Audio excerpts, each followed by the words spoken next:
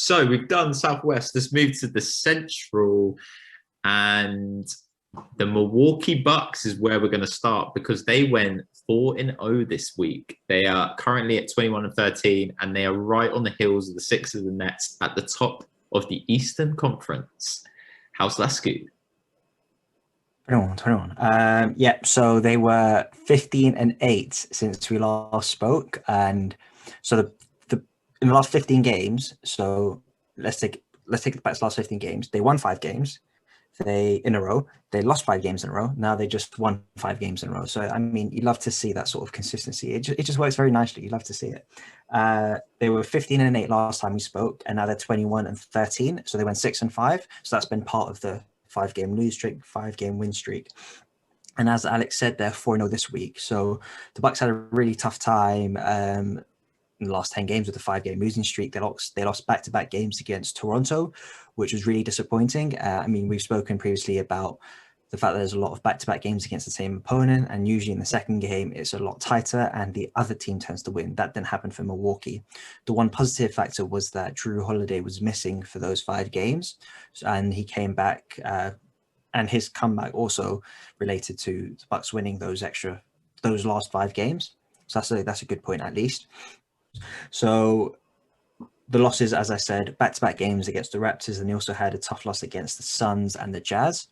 But they did beat the Pelicans, and as we spoke about earlier, yesterday they beat the Clippers, and I think quite a few of us must have saw how the game ended, and it was probably Milwaukee's biggest victory that they've had this year. So Giannis outscored the Clips 17-10 in the final minutes of the game, and we are going to talk about Giannis, and we're actually going to talk about something that we did in one of the first weeks in a Shoot Your Shot, picking MVPs. And House of 03 actually picked Giannis to win MVP. I'm just going to tell you Giannis's numbers over the past week. They obviously won 4 straight. He's averaging 36 points per game, 14 rebounds, 6 assists, 1.5 blocks. He's shooting 53% from the field, 36 from 3, and 79% from free throw, which is obviously improvement, something that we spoke about. Yep. Is he back into the MVP race, guys? Hell no. Next spot. So what else can we talk about the Bucks? So do you want to say anything else for it, or do we seriously need to entertain that question? You've shut it down, but those are some unbelievable numbers. Yeah, that's for the past 5 games. Absolutely cool. Like, we can all do that for a lot of different players under 5, 10. Oh, I was about to say, I can't do that.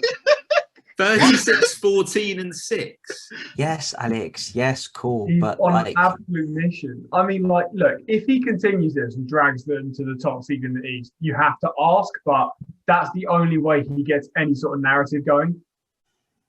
Also, that huge block on Zubac. Oh, I mean, that shows you, disgusting. That shows you monstrous. On commentary, actually, they were talking about Zubac. Okay, so you guys. On commentary, Doris Burke was talking about how Tyronn Lue was saying to Zubac, "You need to dunk more," because sometimes he's very anxious when he goes up to the rim.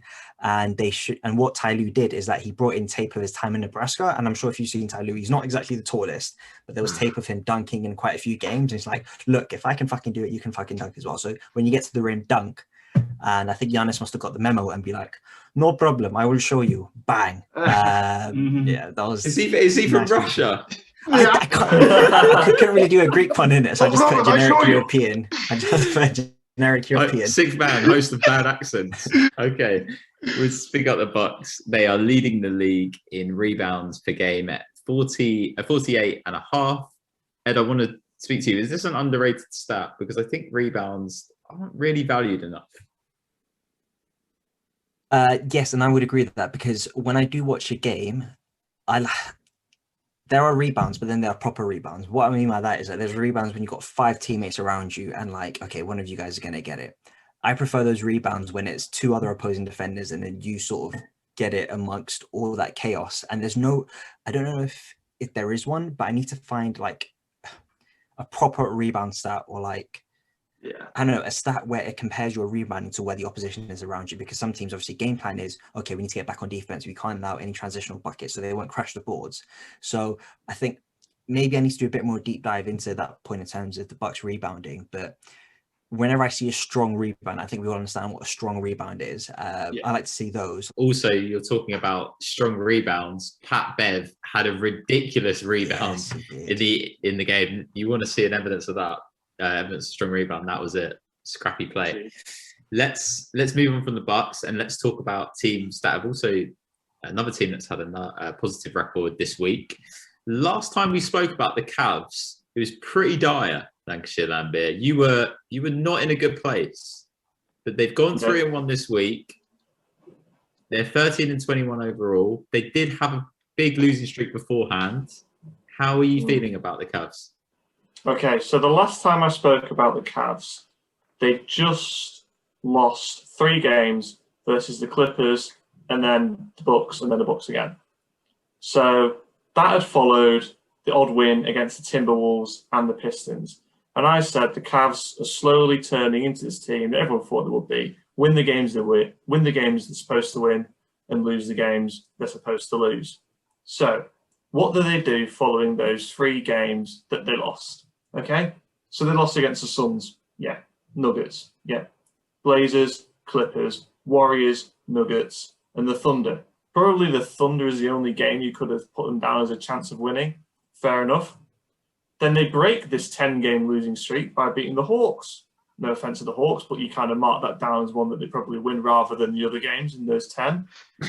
Then they obviously beat the Rockets, probably the worst team in the league right now. And then they blow my theory right out of the water by going and beating the 76ers in overtime the other night. So apart from that game, they have been winning the games that they should and losing the games that they should as well. That 10-game losing streak was against good opposition, but they're still a boring shit team. Wow. Okay, yeah. I thought it was going to end positively. You beat your Cavs. Cavs are 2-0 against Philly, and I think that is a massive problem from a Sixers standpoint rather than Cavs winning. If that makes sense. Like from that game, Sexton and Garland played really well. You dominated us in the paint, 62-42, and they were getting to whatever spots they wanted, despite Embiid supposed to be this big presence. So that's really encouraging. In the Hawks game, that was a really interesting game because I think they basically stole that game, and Lamar Stevens, unknown player, comes in, finds an open dunk to win the game.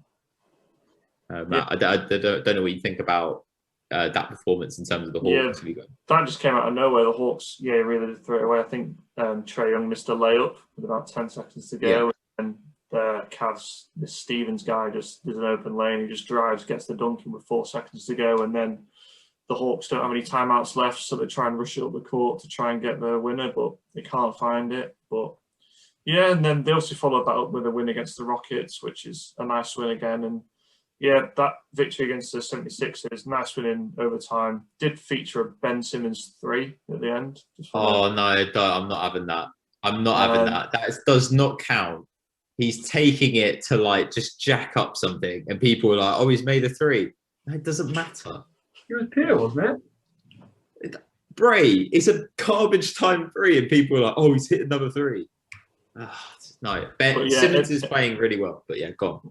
Yes. And then because Embiid obviously missed a chance to win that game at the buzzer. It was tied at 92. And then the Cavs did really well in overtime.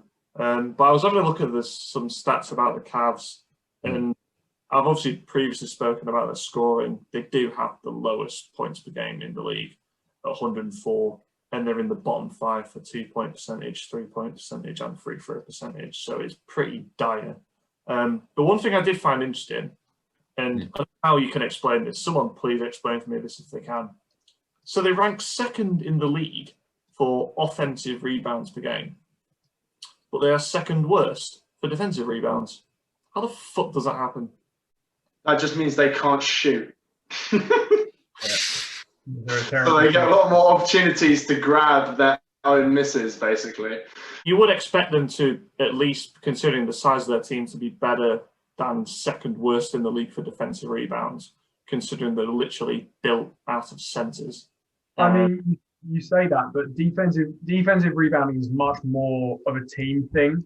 Offensive rebounding is individual. Like, they've got some great individual offensive rebounders, but on defense, even if you've got the best rebounder, if one guy lets his man just run in, he can be completely just uncontested on one side of the basket.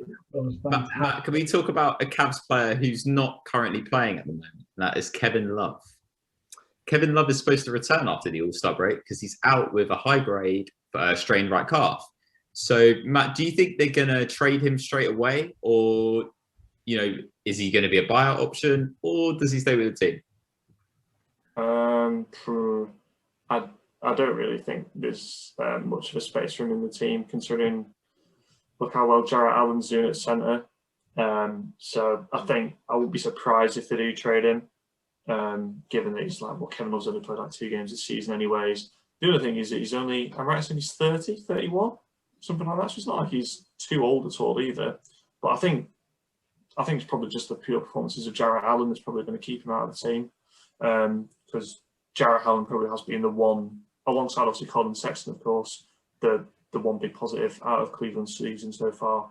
And something that's really interesting about Jarrett Allen, he's only started 15 games this season, but the Cavs have won 7 of those.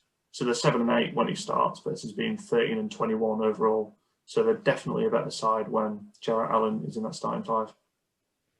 Great stat to close it on. Let's see if any contender picks up K-Love. Let's head to Chicago with House of Vogue 3. Chicago, 2-1 this week. They are 15-17. And since we last spoke, Zach LaVine is an all-star, which is great news for the city of Chicago. George, how you feeling about the Bulls? Good, man. Good. We're still in that contention in the play-in tournament. So overall, that's good. 2-1 again, good result. I'm happy with that. Can always be worse. As I say, can always be worse. So I'm staying positive with that. Last 10, they've been 6-4. So again, still positive numbers overall. And these are coming after they've obviously lost Markkanen, who's out, Otto Porter Jr., who is also out, and Hutchinson. So they're still picking up those injuries. But also, I like to give a shout out to Thaddeus Young, because with those opportunities he's been getting, that brother has been balling out, and he's been, big contribution off the bench for them. So good.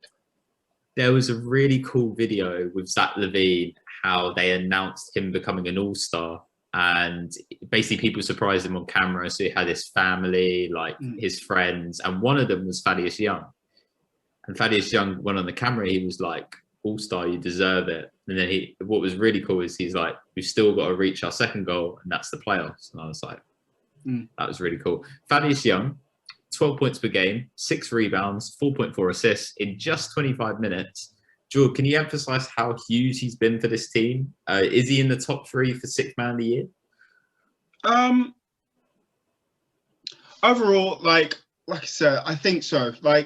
Before, obviously, I think the last time we spoke, I was hoping that Thaddeus Young will get more playing time and more into that rotation, because I feel like he could perform, and coming out of that, he's proven that, and I think he's an avid performer in that. So, like I said, been massive with the points coming off the bench, being attributed to that overall score, which I think has been a massive help, especially with the loss of Markkanen, as we mentioned before.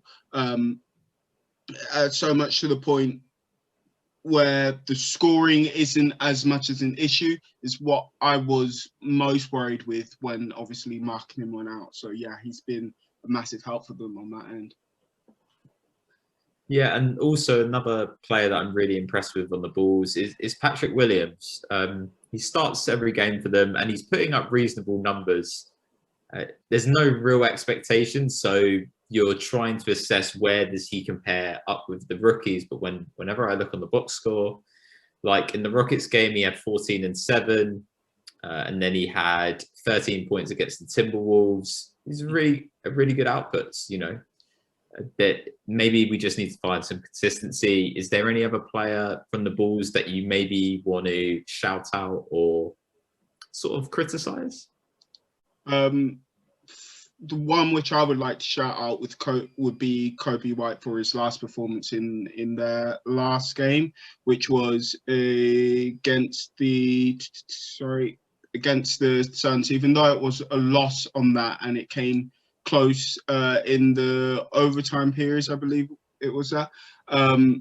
He did show out a lot of times, and I feel like, especially when it came off of rebounds or turnovers, you could see him there running the lanes and putting in the effort to put on a show. And I think coming into this season, the main narrative behind him was people wanting him to prove himself this season and what he can do from that position. And I think he's starting to pick that up a lot more, especially this season. Yeah. Yeah, and the famous old narrative is, where is Otto Porter? Where is Otto Porter? Let's be honest. You know, I'm not going to delve too much into it, but I was just thinking, where is he? Massive contract, you know. Last year, isn't it? Yeah, Yeah. I think so. Finally. Yeah. Bray's obviously waited long enough. Yeah. You'll be happy to get him and Felicio off your book. Man, he's been waiting for those divorce papers to come through. I've got a question for on the balls for Wildy. Mark and then for Colin, straight up. Do you do it? No. Oh, really? No, Can't believe you definitely be there. No, there's questions about whether John Collins actually wants to play for us, because he's obviously turned down our extension offer. Larry Markkinen would just be like having another Gallinari. Like, he doesn't stay healthy enough to stay on the floor for long enough. Like, I've expressed on this podcast before how much I like the potential of Larry Markkinen, but he just gets injured too much for me to put the thumbs up on it and then feel like a dickhead when he's never playing. So I really like John Collins, but obviously he's never going to be as good as he can be if he doesn't want to play for us. So, but he is a good player, so we should be able to flip him for somebody that is good. I just hope we don't screw it up. Can I just give that final shout out to Zach LaVine as well? Because if you look back and remember in the dunk contest, he went out saying, "Nah, this is it for me for the dunk contest. I want to be known than more than just a dunker." And now he's gone out, and now he's actually an all-star. So massive props to him for putting in that work. I no key. I was sort of kind of pissed when you were talking about the dunk contest, because Aaron Gordon is still robbed. Yeah, he's still the people's champion. He should be the champion, but still.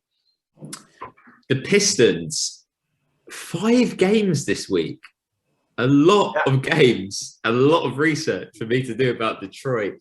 And let me tell you, it wasn't good research. They went 1-4 this week. They haven't even won 10 games this season. They're 9-25. Detroit. Wildy? Yeah, it's done. So I mean, obviously, it's the more worst team. You know, I was banking on them being a bit more frisky than this. But yeah, look, I mean, they had a tough week. I mean, they had back-to-back against the Magic, and they managed to pull out one of those games. And to be quite frank, it was only because Vooch had to leave the game at one point in the second game. So that's the only reason why they were probably able to pull that out. The only game other than that came close was against the Kings.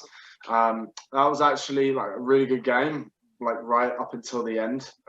They had a massive collapse. The Kings were up by 1 and were inbounding the ball, and basically there was just complete miscommunication on the screen, and they fell for the oldest trick in the scroll. The screener like just basically abandoned the screen and rolled to the hoop, and they got a wide open layup, and that was all she wrote, basically. But yeah, I mean, last time I covered and talked about how they're getting Dennis Smith Jr.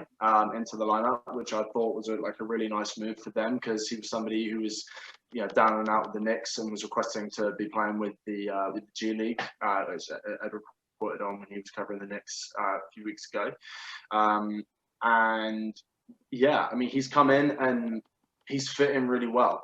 numbers obviously aren't blowing out the water. He's averaging 7 points, but yeah, he's moving the ball well. He's added a bit more speed into the backcourt, which they've lacked before.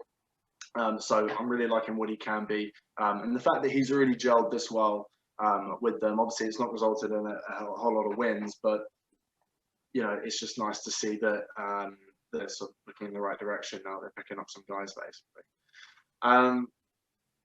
I want to shout out Dwayne Casey, to be honest, because the record isn't great, but as we all know, they haven't got a great deal of talent on this team.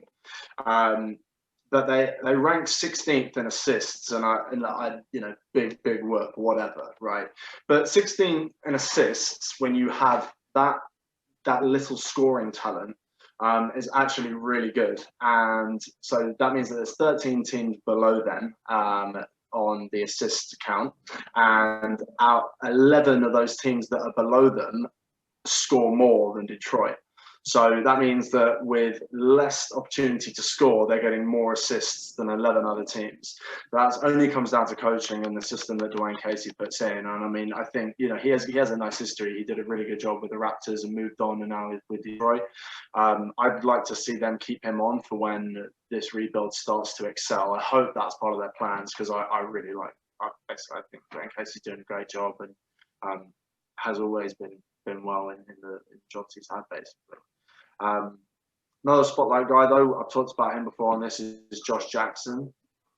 25 points and 6 rebounds against Pelicans. Again, obviously another loss, but you love to see a young guy still making that comeback. And also, yeah, we talked about how important rebounding is. You know, when you're having a high scoring output, even though you might be a lot of gassed, it's good to get some boards every now and then. So yeah, that's nice. Dwayne Casey, the only coach to win Coach of the Year and then get fired straight after it. Yeah. Madness. So Pistons do lead the league in something, and that is scoring off the bench. They lead the league at 41.2 points per game. So Wildy, who is the most effective player for them off the bench? Maybe you've mentioned them previously, and should they move them to the starting lineup? In terms of their best guy off the bench, I think, look, Josh Jackson is really good for them. I know I've already talked about him, but honestly, it's him.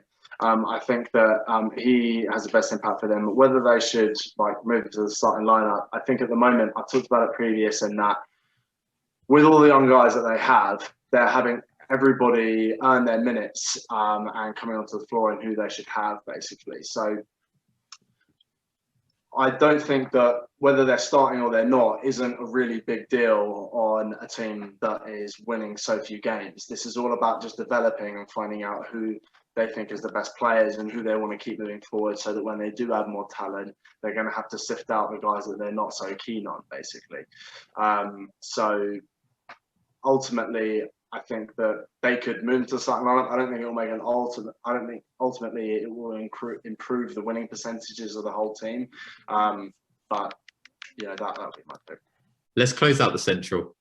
Bray, it's been a win this week for you. You've gone 0-7. It's a real bad time for you, man. You got to stay strong. Pacers got 0-3. They're 15-17 overall. The Knicks have surpassed them in the standings in the playoff seedings. Indiana Pacers, Bray. I mean, just how are you feeling in general, man? Because it's been a tough time for you. Yeah. So the Pacers have not been great. 3 games skid, but in the East, that is the difference between the fifth seeded Miami Heat and the 12th seeded Washington Wizards. Everyone's around 500, which means that, if you go on a little streak, it's going to impact you. You're going to slide up and down those standings. We've seen Miami do the opposite, and now it's just the Pacers' turn. I don't think there's a cause for concern. I think they just had a bad week. 3 really close games, the most recent of which Julius Randle seemed to take the matchup personally, and really put the smackdown on them, to be fair. But I'm not worried about them per se now. They also had Daniel Tice hitting a dagger 3 in the Celtics game, that's a backbreaker, isn't it? You're really And I mean, that's one of your teams, Bray. So it's a lose-lose. There's a lot of L's for you this week, man, but I'm sure it's going to get better. Yeah. And I think it definitely is going to get better for them. I mean, one of the things to mark is that they allow the most second chance points, the second most second chance points per game of any team in the league, do the Pacers. And that is fundamentally because they have rebounding issues. They are bottom 10 in points in the paint. They don't offensive rebound very well, and defensive rebound very well, which is surprising given you have someone like Miles Turner on the team. You go, hold on a second, Miles Turner, Sabonis, they should be cleaning up a lot. Is he stat chasing? Is he stat chasing the blocks? So, missing out on these rebounds. That's not good. I mean, it's another thing I do. Yeah. The evidence. Oh, you better swallow your pride, Mr. Ego. Right, go on, Bray. I love a block. That is one thing you could look at. I think like Miles Turner said at the start of the season he wanted to go and be a defensive player of the year, and obviously, there's other stuff you need to do besides blocks. They do need to get better at rebounding as a team. The guards aren't amazing at rebounding, and to be fair, they've got this really revolving door of guys. So to kind of keep it afloat at the moment has been really good because they've had, like, obviously with all the games, like Brogdon hasn't played all the time. They've had TJ out. They still, there's another guy who's out. Name escapes me. But the good news for them is that LeVert is playing again. And it looks like he's going to be coming back, probably not right after the All Star break, but in the second half of the season. I cannot wait. Like, honestly, they are one consistent scorer away. Because in the 3 games you saw, they just struggled to get buckets in the last few minutes of the game. Now, Sabonis can do that, but it's just because all eyes are on him, it's just so hard. Whereas if Karis LeVert gets going, that guy gets buckets. Yeah. It's honestly, he is a scorer, and they could really use him filling those minutes. And obviously, congrats to him for getting over what he did. Could potentially save his life. Hope that he kind of continues to get the all clear. And the good news on that, obviously, he's not coming off an injury. So yeah, he's probably going to be a bit slow coming back, but it's not like, you have a knee or an Achilles or anything. It's not like you kind of have to learn to trust yourself again. He can just bounce back in, and once he gets his rhythm up, I think he should be really, really good for them. Speaking of All-Star, Sabonis has made the All-Star game, guys, because he is out because KD is injured. And he owes a massive thank you to Adam Silver, and I'll tell you why. Because he gets 1.3 million extra because Sabonis part of his contract. Yeah. Moolah. Yeah. Moolah, baby. Anyway, my question to all of you guys is, did Adam Silver make the right decision? Yeah, I think he did. And obviously, like you said, like this week they're on a 3-game slide, but if you look at that a week ago, they're like, instead of being 9th, they're probably like 5th, and it's like, oh, okay, well, all of these teams are in the mix, so you can arguably choose anyone. Yeah. That closes up division discussion. We are going to head, into the leaderboard. Come on. Right. Right, so we're going to go to the bottom, to the top. People didn't like that. It's okay. Salt Parade, last place. 80 wins, 121 losses. You're at 39%. You're actually at 40%, but technically you're at 39%. It's below. It's just below. It's been abysmal. Yeah, we're not even Minnesota worst team. Your top 2 teams are tied, Heat and Celtics. Staying at 4th, Lancashire Lambert, 95 and 103. You're actually right near 500 now. You're at 48%, which is really good. And your best team is the Denver Nuggets, sort of tied with the Warriors. And your worst team is the Cavaliers, actually, because the Wizards are actually improved a lot since we last spoke about them. I think we're going to speak about them next week, so that's good. One bar Wildy. Philly cheesesteak sandwich, as always. And you're at 97 wins, 104 losses. You are marginally ahead of Lancashire Lambert. It is very, tight. So you better clench those bum cheeks because Yeah, again, all his wins are coming against my teams yet again. he's coming. He's coming. He's coming. I love this little battle. I love this little. Yeah. 'cause I want it's this third so close seed. between you guys. Yeah, I want this third seed. It's going to be like that for the rest of the season. mate. I'm not even looking at Jordan Ed. I'm just like. I feel like me and Ed are the old guys on the porch just watching everything go down. Nothing else has changed. When can we get to the playoffs? Can we just get to the playoffs already? Like, come on. Yeah. Speaking of the old guys, Georgia South 3, old guy in second place, plodding along. 109 wins, 91 losses at 54%. Your best team is the Lakers, and your worst team is the Pelicans. Yeah, change up. I know. Yeah, a little bit of a change up. And then House Laskew, 59%. So I think you've increased by 1% since last week. 120 wins, 82 losses. So yeah, that wraps up division discussions. I think it's all my GMs for this week. And yeah, we'll be back same time next week. Peace.